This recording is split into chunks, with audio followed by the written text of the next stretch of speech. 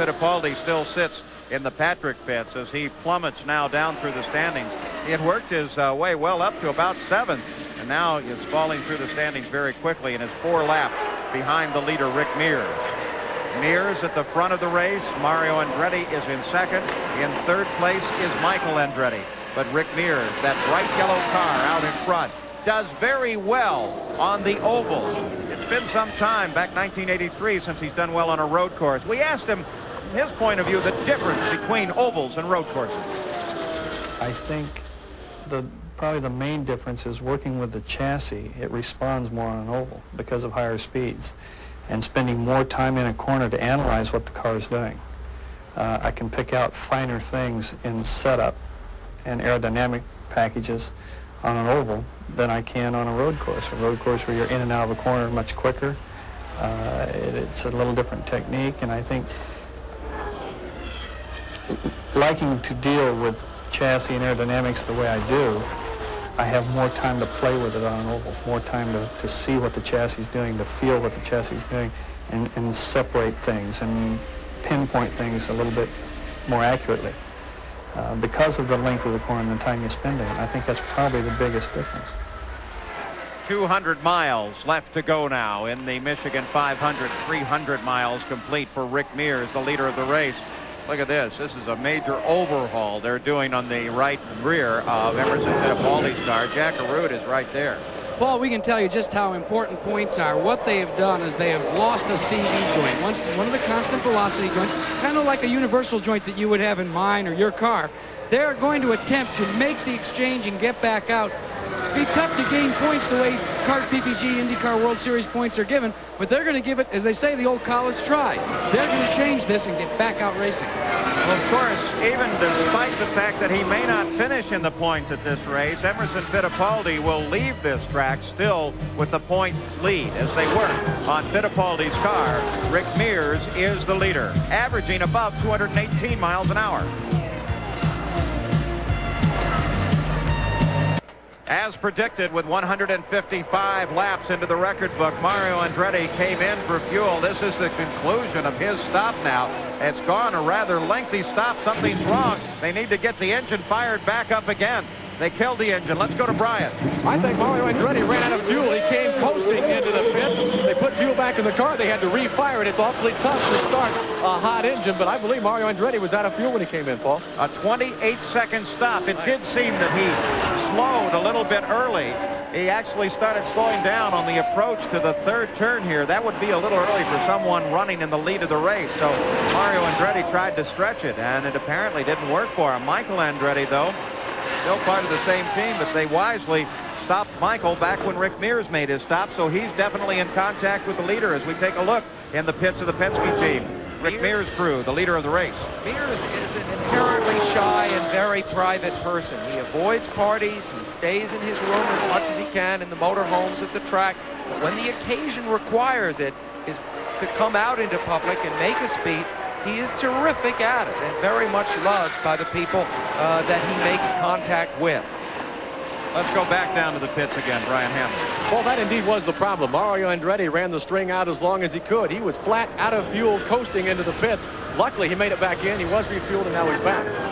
Well, our prediction was a 155 lap stop for Mario. He took it all the way, actually crossed the line, finishing 156 when he came in. So that extra 2 miles was a little costly. You know, when the Penske team really gets geared up halfway through a season, they can be formidable. This gap in the points that they are behind Fittipaldi may not be that big a thing. Remember, at this point exactly last year, this team, the Penske team, began their push with Danny Sullivan. He, at that point, was also down in the standings. They came back and were able to make him into last year's national champion. So this could be, we could be watching the turning point in the 1989 season here. Could be. Well, consider the Penske team record in 500-mile races. They've won Indy 7 times, Pocono 6 times. They won this race last year, and when it was in operation twice, they won the California 500 Ontario. 16 500-mile race victories for Penske. Is this man, Roger Penske, looking at victory number 17?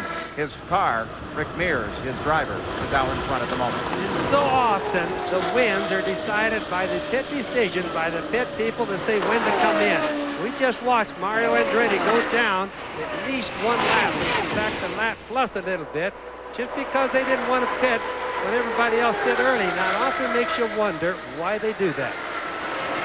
Well, Rick Mears out in front of the Michigan 500. 162 laps are complete. He has a 2.5-second lead over Michael Andretti. Back at 150 laps. This is the summary. They were averaging 167 miles an hour. That's not nearly a record. We've seen 5 caution periods for 35 laps, and that doesn't approach the record either. But attrition is high with 12 of the 29 cars that started already out of this race. Rick Mears, of course, is the leader of the race. We'll take a look at the field after 160 laps as well.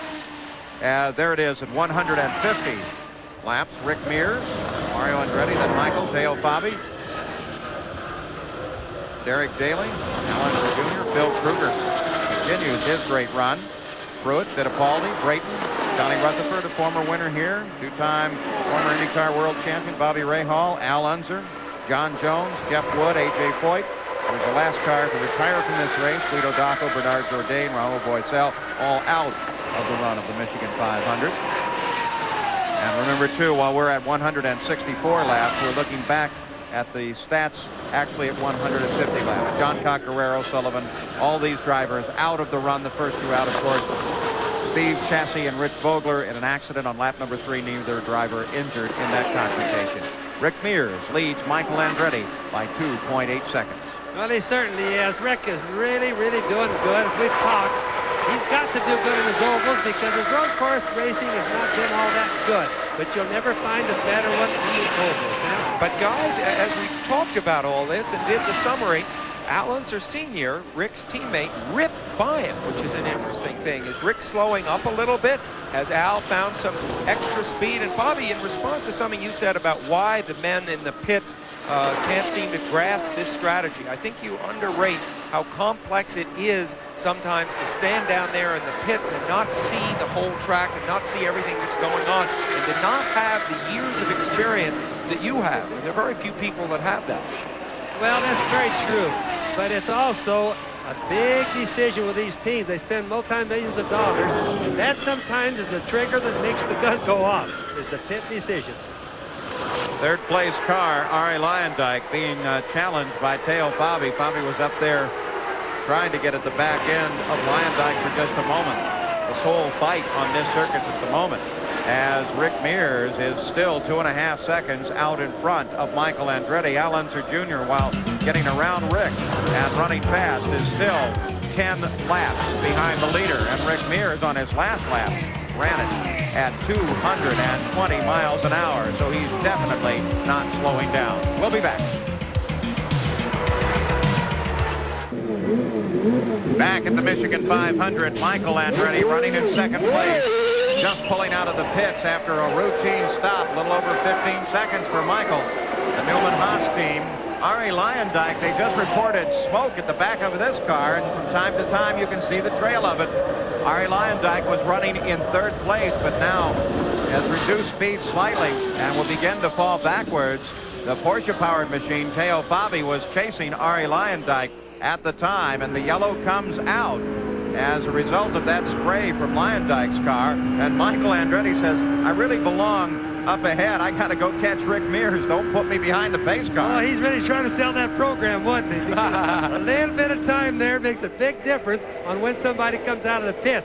Looks like Arie has an engine problem right there. Arie Luyendyk was running in third. Then that telltale plume of spray at the back of the car brought him into the pits. Rick Mears should be due for a stop any second now. His teammate Al Unser, who is well off the pace, 10 laps behind the lead, has rolled in past the Mears pit. There's the crew waiting, and here is Rick as he begins to down gear and slow for his pit stop, and Jack Arute is there. Paul, Rick Mears is showing a lot of poise. Just a few laps ago, he allowed his teammate, who's about 11 laps down, to go by him. He wanted to let him break the air. Now he's come onto pit road. As you take a look from the helmet cam, the work going on by Richard Buck. He has completed his work on the right front. They have changed all 4 tires. They've taken on the fuel. They dropped the jack, and Team Penske is back out on the racetrack. But not quick enough as Michael Andretti picked up the lead of the race.